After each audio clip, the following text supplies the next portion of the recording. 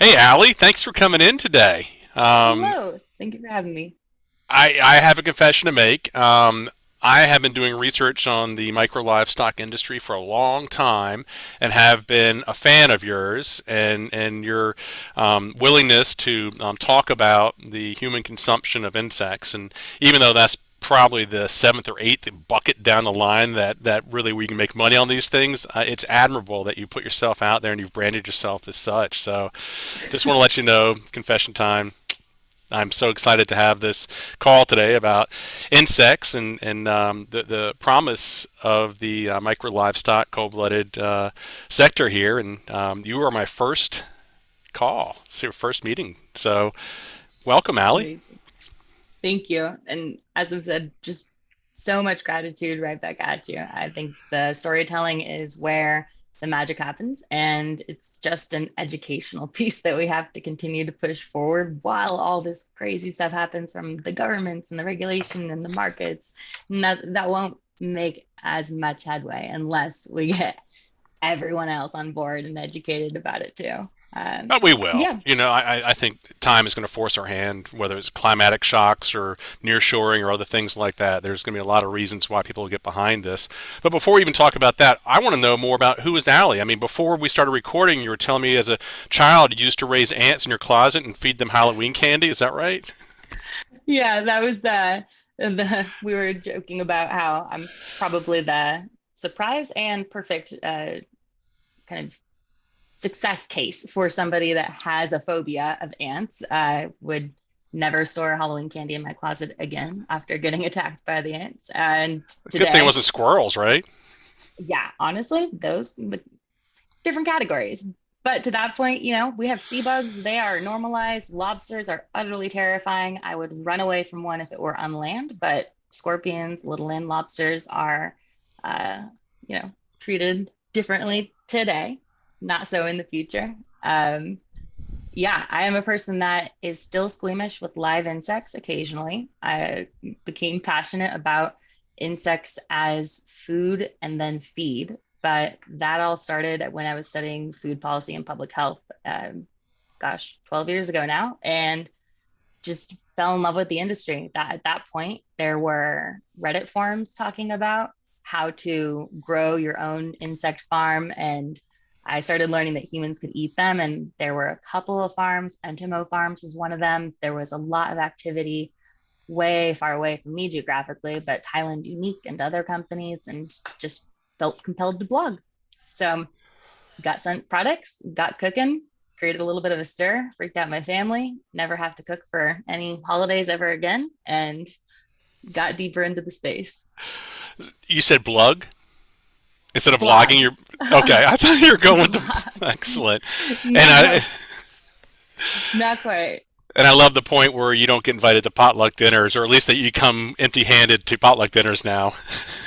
Yeah, I mean, this has been an incredibly fun journey, but my start was in the marketing space. I had a day job in tech and in advertising, and that taught me a lot about the power of storytelling. So the Bugible path kind of chose me as I began to see how my skill sets and just location in LA could support this now family of companies that were growing in the space with cricket based protein bars. And there were bitters made from crickets and protein powders. And you see more insects being added into the mix. And all that's missing is a couple well placed YouTube collaborations or curriculums developed for a sustainability department at a school or culinary center, or a badge for the Girl Scouts made, which is done. And I'm waiting for those cookies to come out with Really? cricket based protein.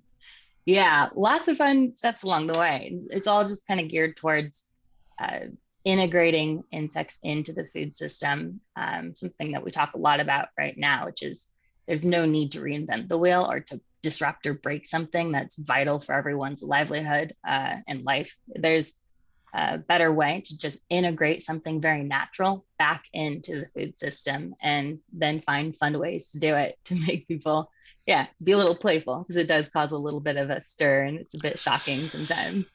Indeed, and just as a point of fact, there's some links I put in the chat box here that will go in more detail about you and the consumption of the terrestrial-based aquatic proteins, as we'll call them, micro-livestock. Anyway, so back to Aly again. So you went to Yale.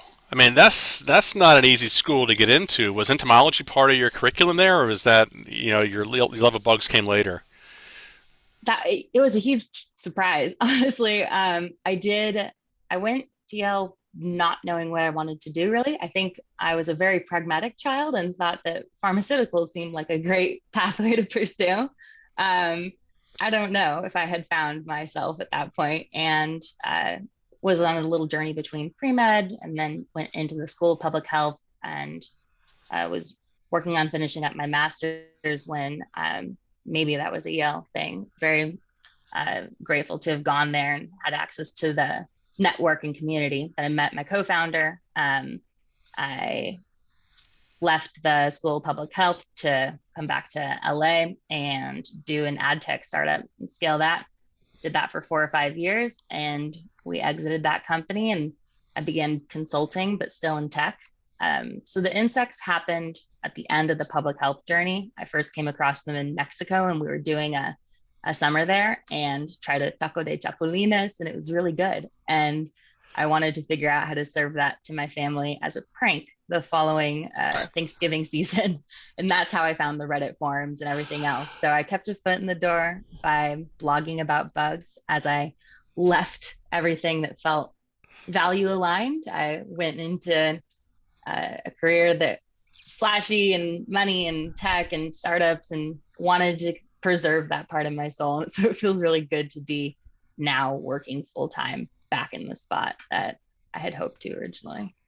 So you've had a broad exposure to most of the bugs that are out there, and I'm sure you formed a few favorites, whether it's taste or just you think they're cute or whatever it is. What are some of your favorite bugs? Yeah. So even though I work more in the market and feed space, the insects as food will always be my favorite place to explore. I think it's just going to continue to grow because the storytelling around food is a thing. Chefs are not just behind the counter; they are social media influencers. They are gatekeepers now, and they tell stories. They look for ingredients like spirulina or other things that have a positive impact on their establishment's footprint or on the menu, just as a cool flavor or nutrition vehicle. So I'm very passionate about any opportunity to collaborate with chefs and kind of tempt them with this treasure chest of over 2,000 plus undiscovered flavors, textures, and ingredients. I'd say my favorites are black ants because they are totally naturally zesty and lemon peppery. They pair really well with a peppery Syrah. And it's a fun shock value to have someone try some and tell them totally unseasoned, totally natural. Plus, ancient Chinese medicine, highest natural source of zinc, all these great health benefits, really bioavailable. If you're a survivalist, ants are a really great way to stay alive. You can find them on almost any continent, and they can sustain you to a point. For chefs, they are beautiful on top of sushi, really great over some salmon, and look like, roe. So they're the caviar of the bug world. Um, Scorpions can taste like Well, lobster, back to the capulina. ants. I mean, you're talking about the adult ant, or are you talking about the eggs or the larvae? So great distinction. There are tons of different types of ants. I like the plain black garden ant, just the indigenous to parts of North America where I grew up. That's pretty accessible. But I also love weaver ants. Those are great. They're a little bit lighter on the citrus notes. Escamoles are more common down in Mexico. Those are the ant eggs, and those are divine. You mentioned red ants, which I have not ventured into yet, but They're uh, spicier than the black ones, in my humble opinion. yeah. And then maybe this is less, I'm not up to date on the latest couth ways to talk about things because a lot of ethics have been inserted into the wild, wild west of eating bugs, and I support that fully. But I was familiar with the knowledge that if you want to zest your ant, just kill them slower because the water, like if you're drowning them, which is not the way to go, freezing bugs is the most compassionate way to do it. But they produce formic acid when they're dying or threatened. And so you can control the acidity levels in the ants that you're about to batch kill. Interesting. Interesting. And you bring up a good point there. When I first started researching the insect industry, the one of the white papers I read, well, actually one of the first white papers was the humane euthanization of insects, and it was what you described. It was chilling them down till they fall asleep and go into a coma. Then the desiccation, or however it is that you want to prepare them afterwards, goes into play. And I thought that was very smart of the insect industry to learn from the other industry, the other livestock industries, and to head that argument off at the pass. Yeah, especially in the US, a few years ago, before there was much regulatory clarity at all. It was very important to not take advantage of the gray zones, but to adhere really strictly to what we would want to be categorized, so livestock. So that means even in a cricket farm where it might not make sense, you have a plastic flapper that separates the kill step room from the rearing or breeding room, like all these things that you'd see like very by the letter. And the the vegetarian, vegan, can they eat insects debate is classic. And there are so many interesting numbers to pull in here. My take on that is um, insects are arguably sentient. I'm not the authority on where you call a soul. I am in favor of arguments that if it feels pain, try to reduce that. We don't want to cause unnecessary harm or pain to anything. Animal welfare. I Uh, mean, that's 101.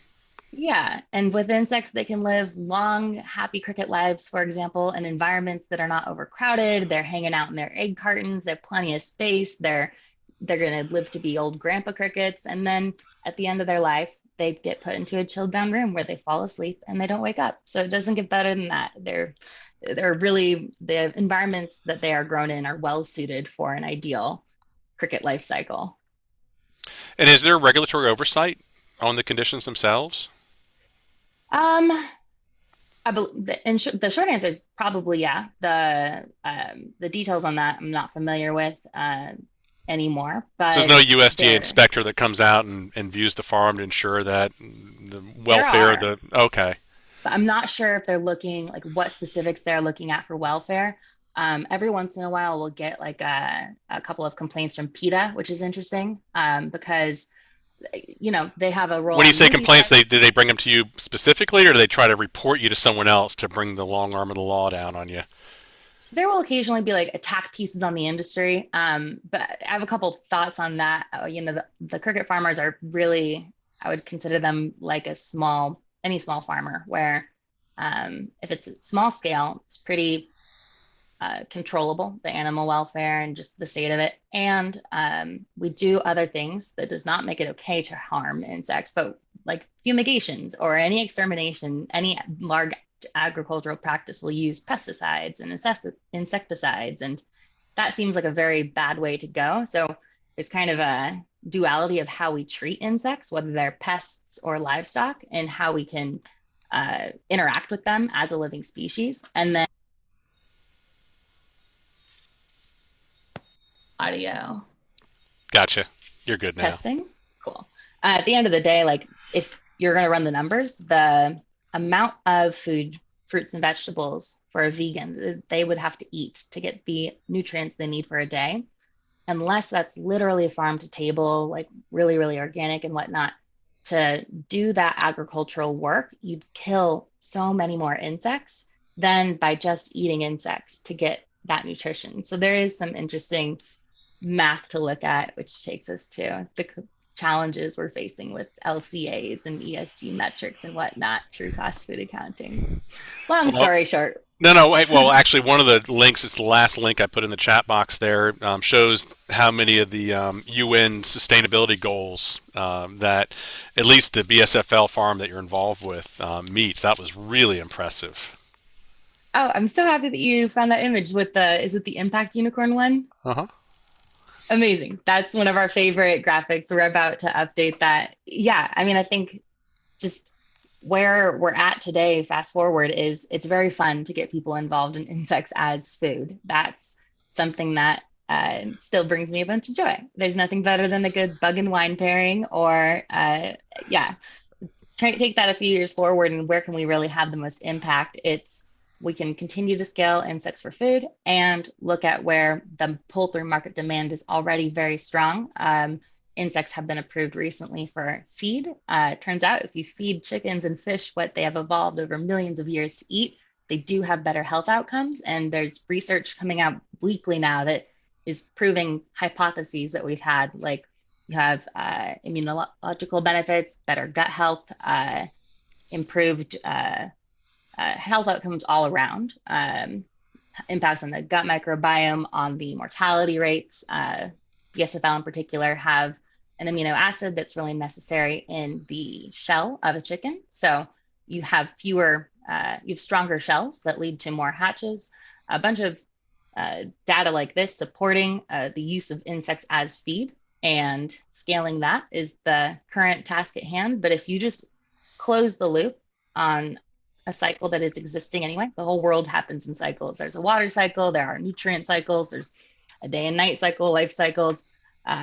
Sometimes we talk about the carbon cycle. Right now we're looking at the nutrient cycle, whether it's from a soil health perspective or a gut health perspective or a nutrient health perspective. And we send so much to landfills because our current food system is like a line. And all we're trying to do is reinsert what happens in nature to turn that line into a loop. And that comes with tons of benefits in almost every SDG category. And so telling that story involves just kind of switching that. It's like a little, one of those old flipper camera things. You just got to switch the lens to the audience and provide them with the benefits, the host of benefits that come with closing the loop in terms of efficiency, nutrient recapture, health outcomes, and a bunch of other stuff.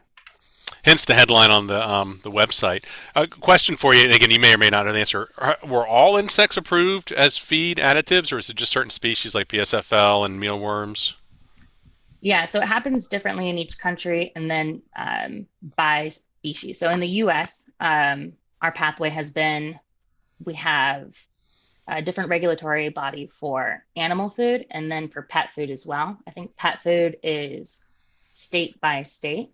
Animal food is AFCO and it's different from the FDA. And the animal food regulatory system is a little bit more intense than the human food system, which makes sense when you think about it, but it's kind of ironic that we're more intensely scrutinizing what is in animal feed than in American feed. But it'll go species by species and then of that species form. So we Mm. first had, like crickets and mealworms, black soldier fly larvae were recently approved. And then it'll be the whole species or the species in pelletized forms for aqua feed or the dried species. So there's a little bit of, we'll get like a net approval and then have to wait for each subcategory to be approved. And then just tracking that and responding to that. With pets, it's a little bit more nuanced where you can get insects approved first for dog treats and then for dog food. So there's a lot going on in that space, and that takes a bit of expertise to navigate. It's a wide market, though. I mean, if you get in there, the upside's enormous. But I guess let's talk a couple things here. One, there's a chat feature here, so if anyone, Emma, Aaron, Colin, or anyone else out there has a question, please put it in there. And really, the big question is why black soldier fly larvae? There's a lot of insects out there that we could be talking about today, but we're talking about BSFL, which is the acronym for black soldier fly larvae.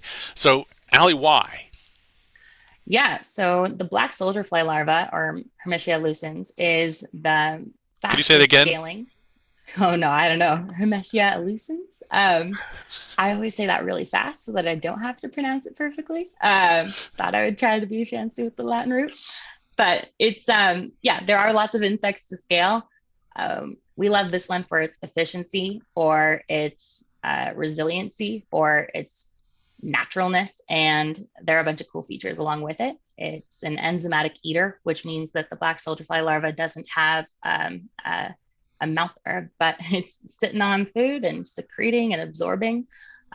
It's a very, very, yeah, nature has put millions of years into R&D if you think about it like a technology, and So they're like little de-risking it. protein sponges. You just drop them in somewhere and they Protein, absorb. fat, oil, sponges. Yeah, for most organics materials, they eat very quickly. They're incredibly efficient at bioconversion. So taking organic material and converting it into nutritious proteins, fats, oils, and then their insect frass or their excrement plus their exoskeletons, hard word Hmm.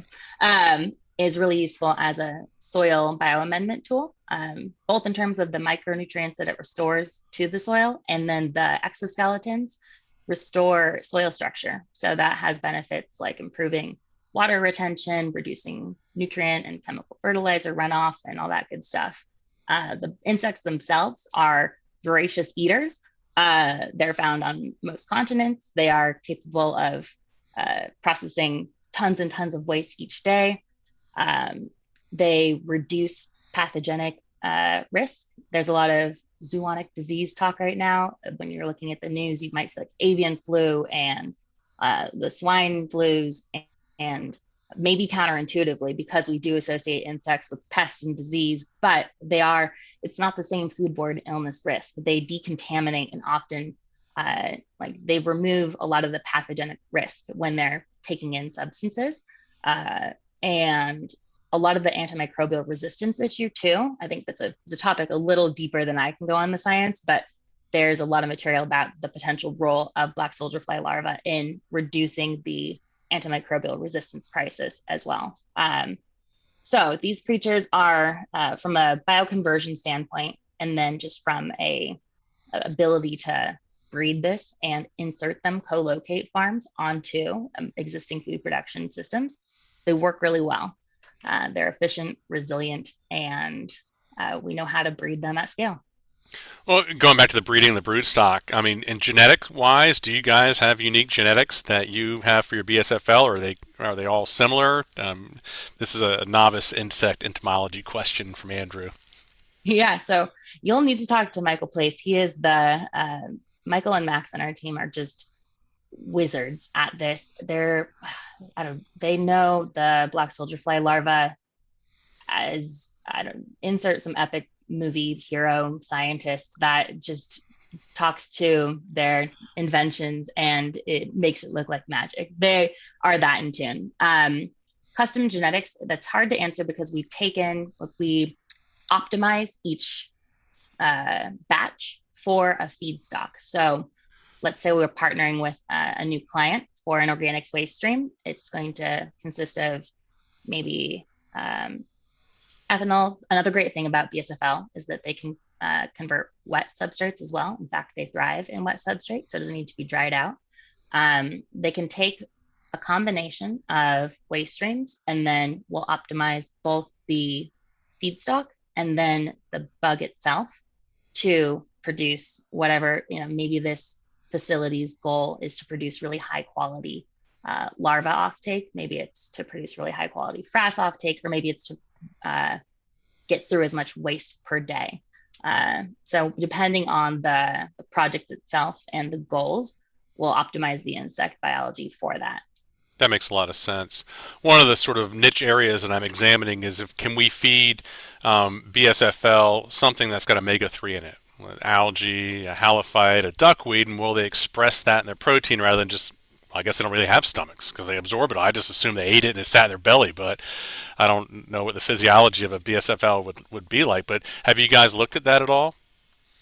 On isolating specific, like optimizing for omega-3s or Well, yeah, if you're feeding them, an offtake from an algae farm or something like that, and then putting them into aquafeed, I would imagine that would be a benefit to the insect itself.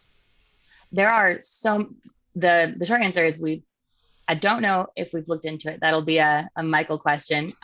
But the horizon is broad, and we are very excited for many opportunities like that to really take advantage of ecological technologies that exist. And just, yeah, there's so many things that we can better lever if we're doing it the way it was designed in nature. And it's like this discovery process of combining the latest in modern science and research with this very complex and useful tool from nature. So Aaron asked a question here about the feed conversion ratio, and I imagine because insects are cold-blooded, they're going to have a far superior feed conversion ratio than a pig, a chicken, or a cow might. Are you guys getting pretty close to 1.1 on these? So I'll need to check to see what I can and can't share on our project data. I should That makes have sense. checked with the team beforehand, but I And can yeah, share don't some share stats. any secrets either. That's fine too. I can share. I came prepared with some like pre-approved, like we can let this loose. So understanding the scale, an acre of land used to raise BSFL can produce more than 130,000 pounds of protein every year. That's several orders of magnitude greater than the yield of cattle, which is about 40 pounds, and soybeans, which is about 950 pounds. We're really sensitive about releasing ESG or LCA numbers like that, though, because it varies so much, tons of factors. That's a idea of the scale, Your and we audio's can cutting in and out there. Might have a loose connection. Let's try. Oh, that sounds good. That was different. We will go without the headphones. Oh yeah, look at that. Yeah, interesting. Yeah, that sounds great. And Aaron also asked, can these be considered organic? So organic is a hot topic. I think there's a lot of um, the short answer. Some farms are considered organic. They go the length to get that certification. So yes, they can be considered organic. It's complicated as to which farms do and are, because if you're using post-consumer waste, that's a different set of complications.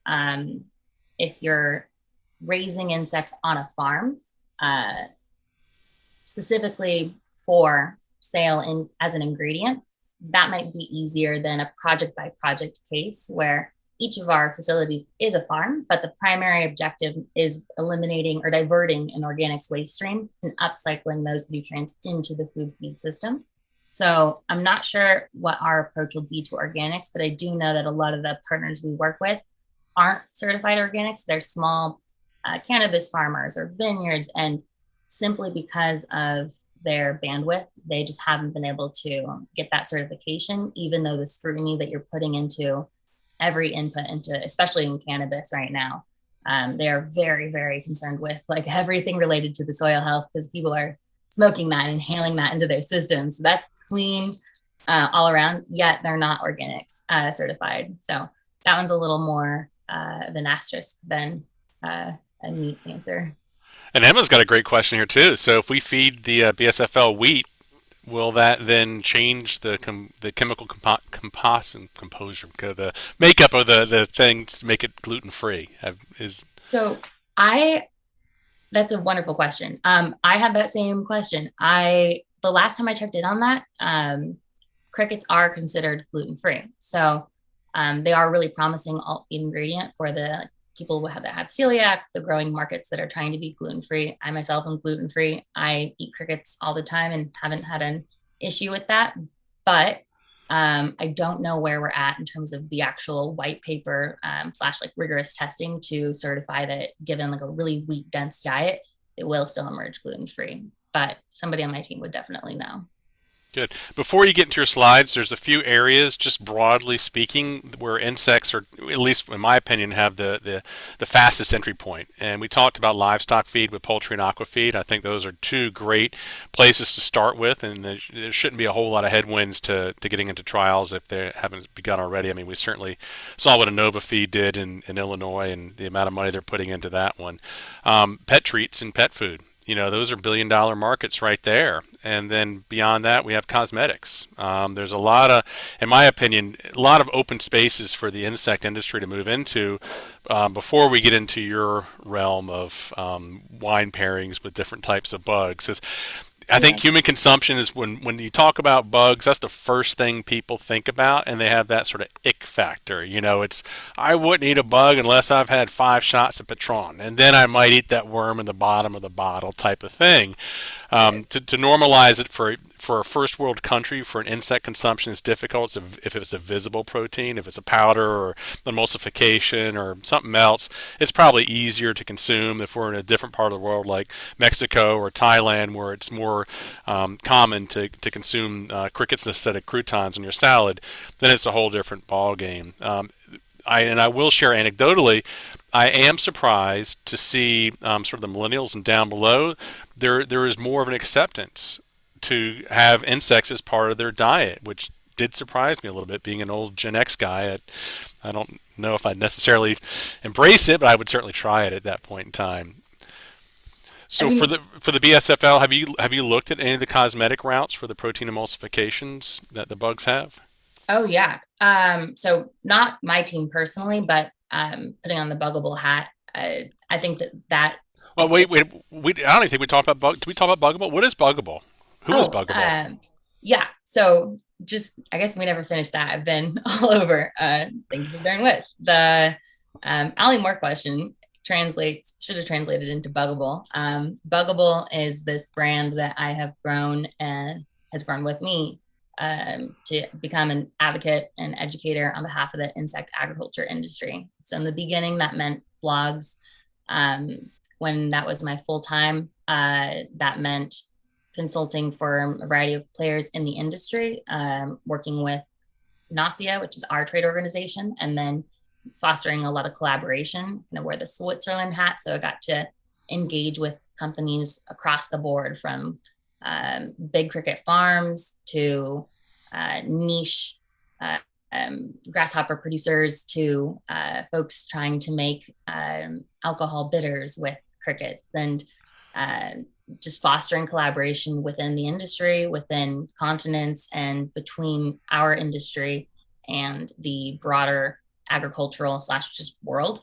I always thought it was interesting how the insect industry was such a isolated island, whereas you have kelp, or a lot of the sea vegetation is more naturally integrated into fishers and crabbers and the aqua space, because they already have the equipment. They want to diversify their income streams. It makes a lot of sense for them to just also do some kelp on the side. But with insects, it wasn't that natural. I think, Andrew, you were the first conversation I had many years ago about noticing how this could just diversify any farmer's income stream, just like you might grow a different crop or like add in some chickens. When you have a farm operation, this just makes sense to add in that resiliency through biodiversity or just through diverse income streams.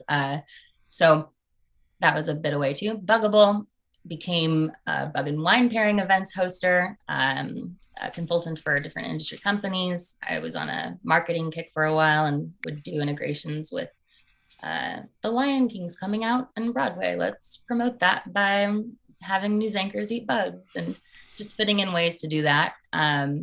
At this point, now I'm working with folks that I've admired the work of for years, and scaling a very back-end product development based approach to the insect industry, which is focusing on the animal feed markets and eliminating organics waste streams, and really educating the different stakeholders in that equation. So investors and potential project supporters, grants and endowments, and getting everyone aligned to accelerate the expansion of this viable, scalable solution to circular regenerative food economy. And thank you for doing that. I appreciate that. If you want to share some slides, one of the point recently, sort of an aha moment that I had was the benefit of frass. We talk about regenerative agriculture, and I'm almost seeing that the the outcome of these insects could be as valuable as the protein itself. Yeah. Let me find some slides to share. I didn't expect to do that, but I You don't have. have to share slides. We can keep Well, on talking. yeah, I have some available, always working.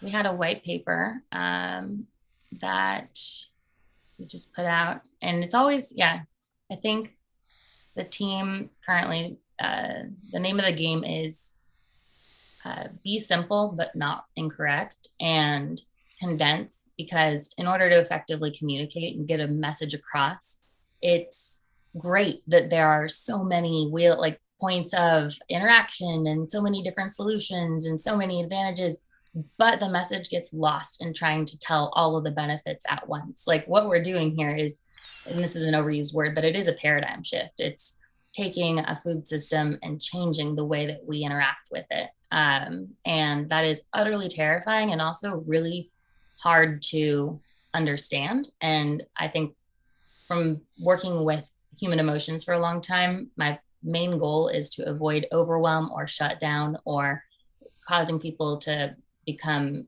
defensive and judgmental or scared, and instead inviting curiosity, support, and breaking this down in a way that makes any sense at all. So here is our white paper. I'll provide a link to this, and we're going to be producing a lot of educational content. That's what I focus a lot of my time on right now. Little like video clips on frass and black soldier fly larvae, just breaking down like And tweets. downside. It's like every Yeah, 3 minutes you have a new tweet out. I don't know how you do that.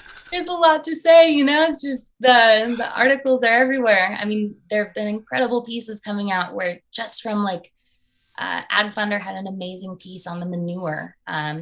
Just the COVID supply chain constraints ongoing, plus the international turmoil, just exacerbate what we already know to be true, which is we need to be hydrocarbon independent. Like it all comes down to that, and we're importing, you know, from these major chemicals that go into synthetic fertilizers. We're importing 40% of that between Russia and Belarus. Wouldn't it be great if we could reduce our reliance on that? And this too, insect farming is a viable solution to get us hydrocarbon independent, and it comes down to tightening nutrient cycles. I think in the US, there's over $5 billion from that Ag Funder article referenced wasted each year by just not being recaptured, sent to landfills.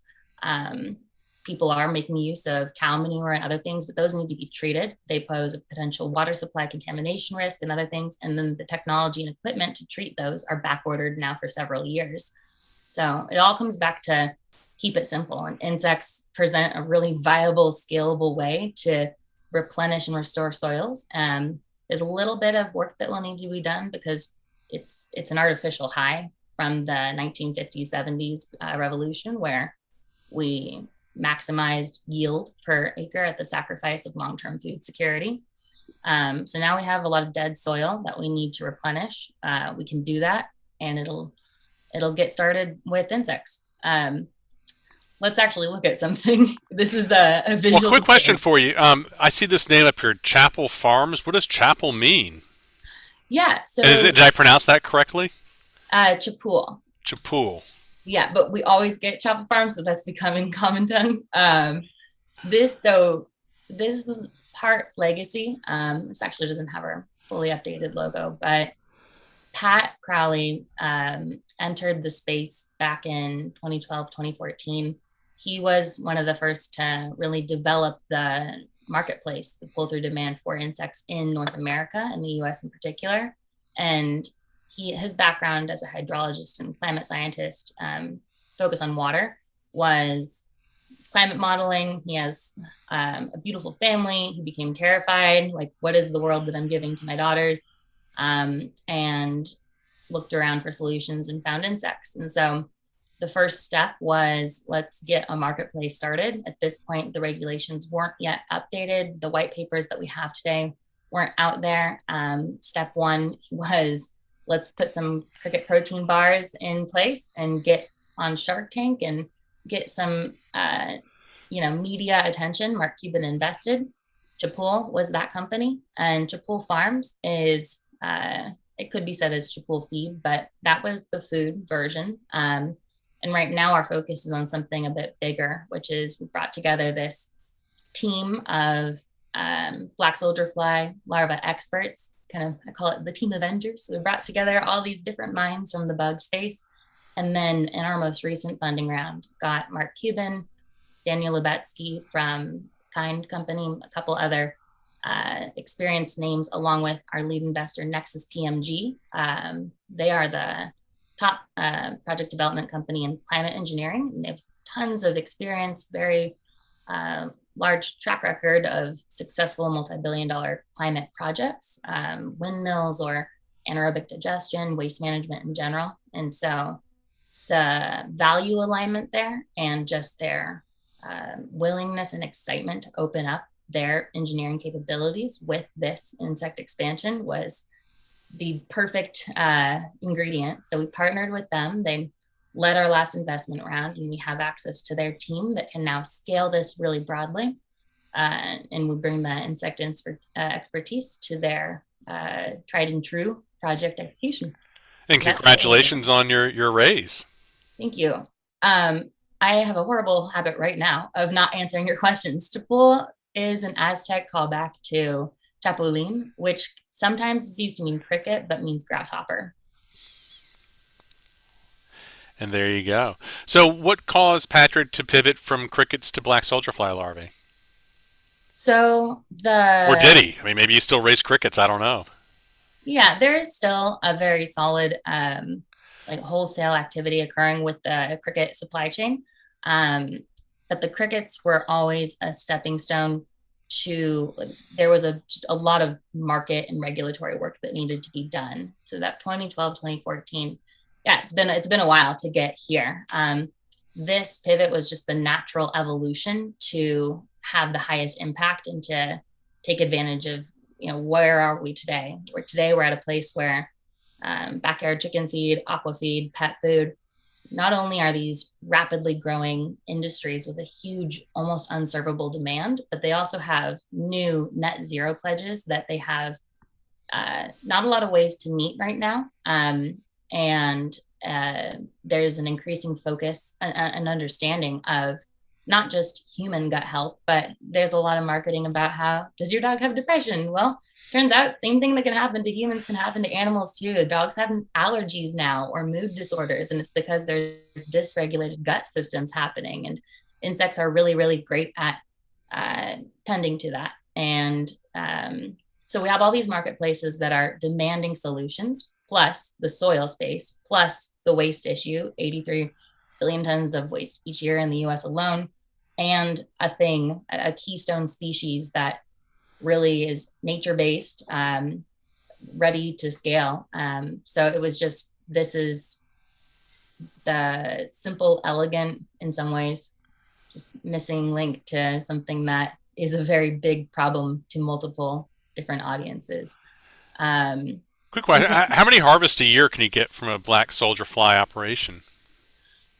So harvest a year. So I can look at facility numbers. So for uh, our current renderings are for like 150,000 square foot, 8 stories tall, bioconversion room building. And this would do 150 tons a day or 10 truckloads of 10 semi truckloads of waste. And so that can become feedstock for the bugs. And that's just the starting point. The scale is really the cornerstone. And I pulled a quote from Michael on this. He said the foundation required to deliver on the incredible promise of black soldier fly larva farming is what the waste management industry calls capacity. And today, the largest BSFL operations in the world can process over 100 tons per day. Mega sites, 500 TPD, are in early stage development, and we're confident in our fully automated 150 TPD design. And that's an optimal scale for the rapid growth of our design.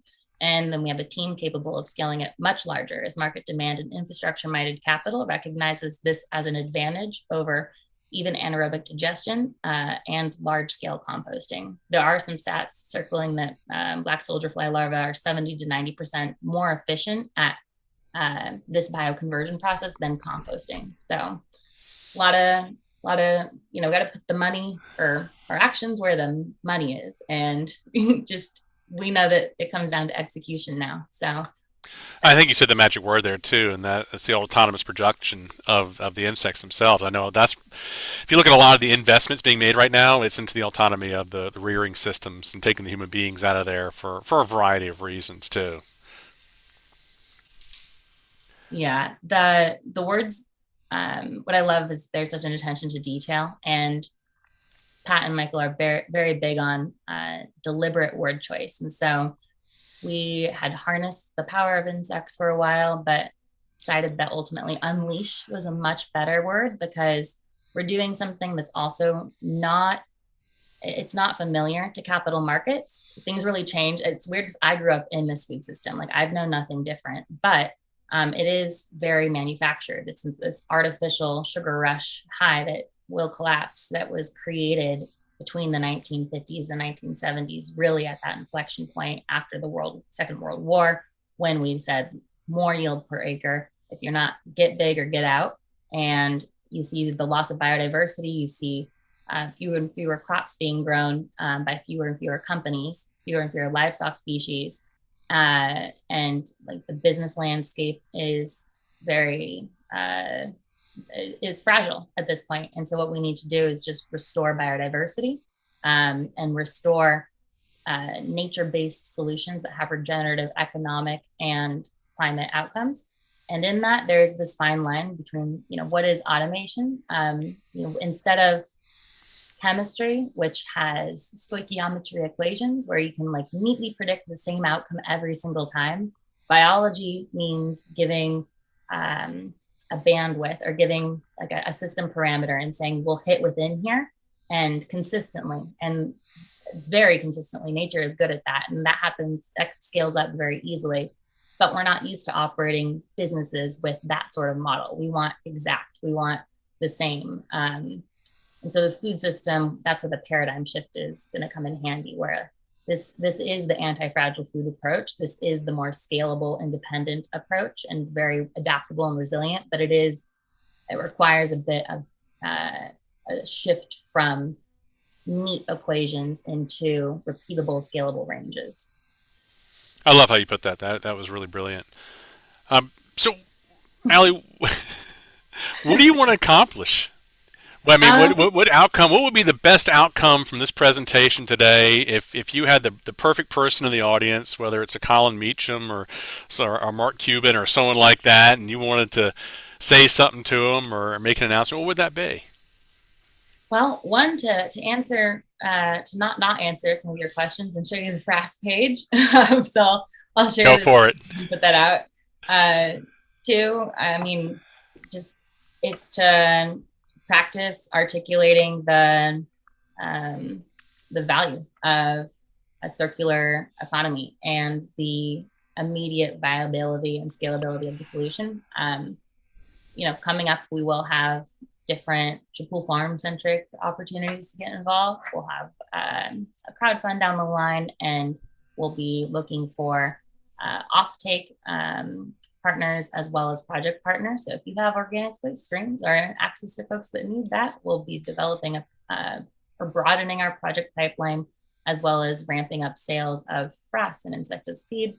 But that's in the future. Like today, the name of the game is practice telling this story, get feedback on how to say the most important things in the best way, and then figure out where we can repeat this story to just continue the education in a high impact way. Because the timer is on, and there is a little bit of pressure that we feel, like not from a competitor market perspective, but I don't know, we get a little deep in like the climate mindset, and it kind of does feel like we have to just, if for nothing else, like scale this very quickly to make sure that there is a food secure future. And so there is a bit of urgency there. And so it's just making sure that we tell the story to the right people, collaborate with the people doing things that are also geared towards a food secure future. And that's it. Well, Colin asked a good question here. I mean, besides storytelling, what are some of the headwinds that we're seeing in the micro-livestock sector in terms of acceptance for whether it's livestock feed or pet food or what have you? Yeah, so some of the major risks. So I think right now it's complexity is one of them. I don't know that I think, yeah, regulatory complexity, I'm just getting through that. There's also this awkward zone that we're in right now where we have players like Cargill saying things like insects are the most promising feed alternative. They've won the alt protein sweepstakes from an animal welfare, sustainability, and scalability perspective. And the phone is ringing from many, many statements like that. But there's not enough consistent supply to meet demand. So we're a little ways away from meeting a single order from Cargill or Purina or Mars. And even if every single company out there trying to make insects was able to, it'll take some time. So right now it's getting the stepping stones of offtake agreements to make, on our side, like project facilities viable. So to get rid of a waste stream, how do you de-risk a project? You have an offtake agreement already in place that immediately secures finances, and you can get like bank or loan financing and don't even need to do the whole investment dance. It's just about speeding up the project financing process. So finding the right order sizes or players to come in that are willing to, that are not Cargill, that are several stages below, and having, the right customers, partners to take us up to massive scale is one. Another is just like the limited bandwidth of people in this space makes the whole grant process a little difficult. There's so much capital out there for this, and being in the seat, it's weird seeing all these. There's tons of hypothetical money out there, but we're moving away from models that we can't control, like whether that's applying for a foundation or like there's a lot of effort for there's a gatekeeper and like kind of an unknown element and maybe a reward. So instead, we're focusing on things that we have more control over and can scale with us. Crowdfunding is a really interesting mechanism. I believe that with the ownership model that allows it, like that's going to be a big part of our future, where it would be lovely to provide this municipality or solution to a municipality and then return ownership of it to that municipality. Like that's long-term ideal zone. In the meantime, it'll be finding mechanisms like that that help us get just be most efficient with our resources that are very limited and do the capital dance in a way that makes sense. The final factor there that I think is emerging as a kind of interesting headwind is fast money, like all of the opportunities available in the metaverse and NFTs and crypto.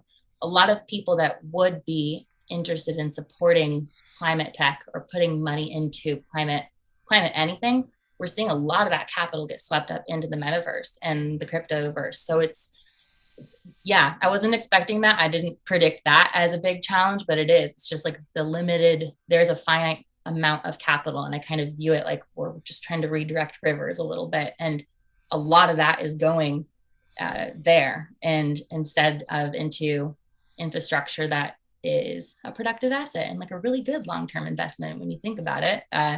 But the fast capital and the fast returns in the fast-paced metaverse is very, it's attention grabbing and successful at doing that. I guess so. I have my own opinion on that end. Going back to the supply issue, let's say that someone like Colin Meachin says, "Hey, I want to start a BSFL operation in North Carolina." Is there a play? I mean, is that part of the contract growing to increase the supply out there that you're focused on? Exactly. Yeah. Right now we have so after our first round of funding, we got the team together. We got started on our McMinnville Innovation and Research Center, where we'll be doing, that's the cool part about the scale of biology, is we can do in a tray what can pretty easily be scaled up to a full facility. So we run all those trials, test the feedstocks.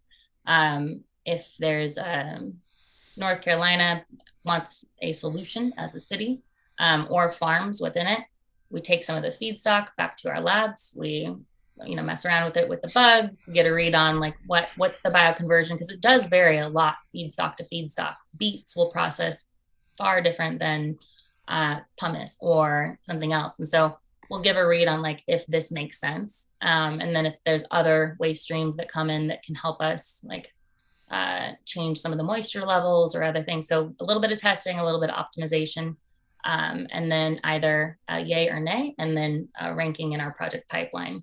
So the first year or two for us will look like just executing on maybe 5, but like focusing on obviously the first full scale facility and getting that done. And then a very, very quick accelerated ramp up with the support of Nexus to broaden our project capacity and then work with multiple partners across the globe, hopefully.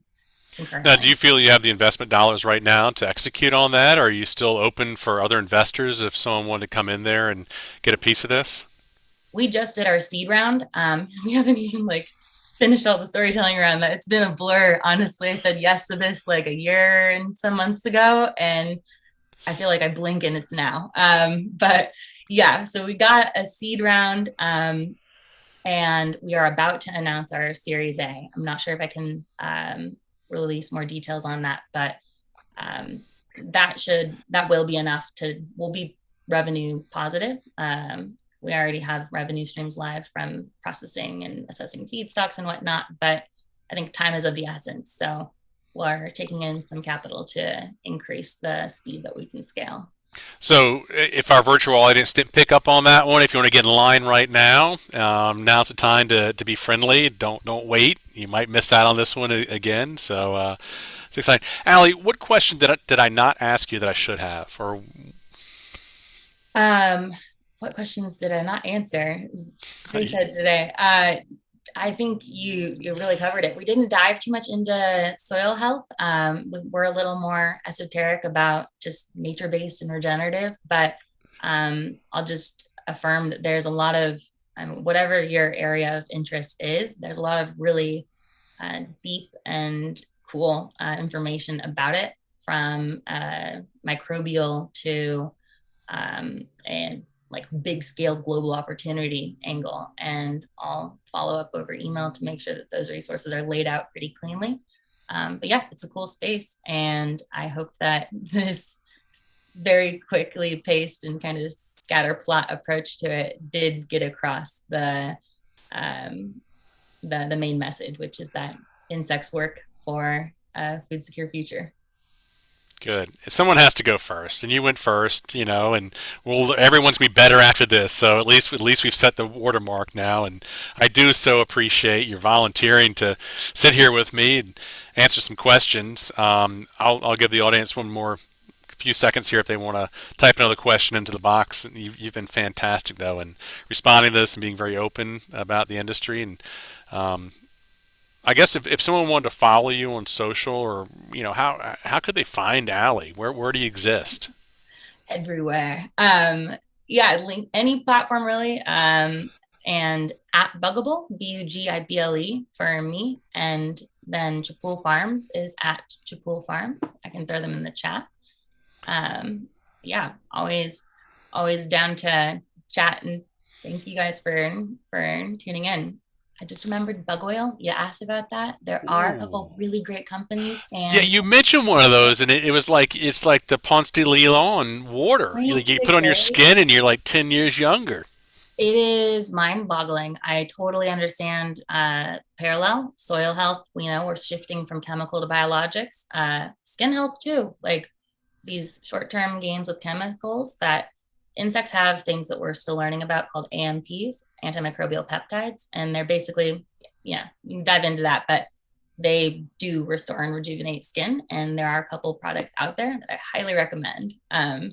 And I can send you links, but 0.68 is one that I'm familiar with. I'm sure there are plenty That of was the others. one you shared with me. Yeah, that was neat. It's Really not cheap. I guess it takes a lot of bugs to get a little bottle of juice. it's more than marketing right now, but yeah, that's a byproduct of all this work. It's like there's so much that we just a little bit of scale and all these really cool products that come out of it. So we're So close. I'll leave it with this. One of the areas that I spend a lot of time on is cell-based meat. So how do you replicate the immortal stem cell line and grow it into whatever meat you want? And right now, leading edge research is utilizing insect proteins as the media to grow these cells in. And then I heard a hint that it's actually easier to grow like a large grasshopper leg than it would be to replicate a steak. So I wonder if we're going to start seeing sort of T-Rex size limbs made from insects on our grills one Memorial Day. Thank you for that treat. That is absurd but beautiful. I really hope so. I hope that somebody carries that exact idea through fruition just because it's cool. But that makes sense. Yeah, dang. It makes total sense, And again, you talked early on about eating scorpions and how they're basically just terrestrial lobsters. Can you boil them the same way you with a lobster and have the same sort of bite or spring to the meat?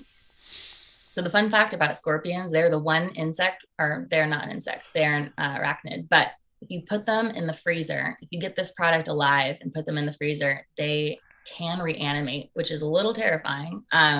So got to watch out for that. Depending on the state you get them in, you can do variety of lobster crab-esque cooking methods. I like to pan sear them with a little bit of olive oil, salt and pepper, lemon, and it's amazing. It's like this really good salmon jerky that's pretty briny and it's delicious. Yeah, Wow. big scorpion fan. I don't think we'll scale that though. I think that'll be uh, probably a niche dining experience, but please do contact me if you ever want to eat cool bugs. Well, maybe that's another session. Maybe we get some celebrity chefs and have a cook off. I would love to do something like that. So, any celebrity chefs that are out there in the audience viewing this, certainly give us a call. Check out Bugible. Get Aly on stage with you. I won't do the cooking, but I'll provide the ingredients. We'll do the eating. Gotcha. Aly, thank you so much. I really sincerely appreciate this. And again, thanks for being such a good sport and going first and answering all my crazy questions and the great questions that our audience has asked. And I'm sure there'll be plenty of follow up as well. Thank you. Truly. Like you are, as much as Bugible was some glue, you bring together all sectors of these really critical industries. So continually grateful.